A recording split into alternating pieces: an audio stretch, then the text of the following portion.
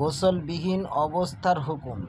মাসালা, যার ওপর গোসল ফরজ হয়েছে, গোসলবিহীন অবস্থায় তার কোরআন শরীফ স্পর্শ করা, কোরআন শরীফ পাঠ করা, মসজিদে প্রবেশ করা হারাম। অর্থাৎ জানাবাতের অবস্থায় এবং হায়েজ নিফাসের অবস্থায় কোরআন শরীফ পাঠ করা, স্পর্শ করা, মসজিদে প্রবেশ করা হারাম। অবশ্য যদি কারো মসজিদে পা রাখার একান্ত প্রয়োজন হয়, যেমন হয়তো মসজিদের হুজরা হতে বের হবার পথ মসজিদের ভিতর দিয়ে, তাছাড়া অন্য কোনো পথ নেই, অথবা কেউ হয়তো অন্য কোথাও জায়গা না পেয়ে প্রয়োজনবশত মসজিদে নিজের বিছানায় শুয়েছিল, রাত্রে হয়ে গিয়েছে, তখন সাথে সাথে তায়াম্মুম করে বাইরে গিয়ে গোসল করবে।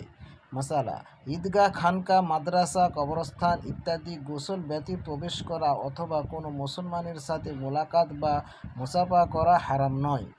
মাসালা, হায়েজ এবং নেফাস অবস্থায় সহবাস করা হারাম এবং এ অবস্থায় স্বামীর জন্য নিজ স্ত্রীর নাভি হতে হাঁটু পর্যন্ত দেখা বা স্পর্শ করা হারাম।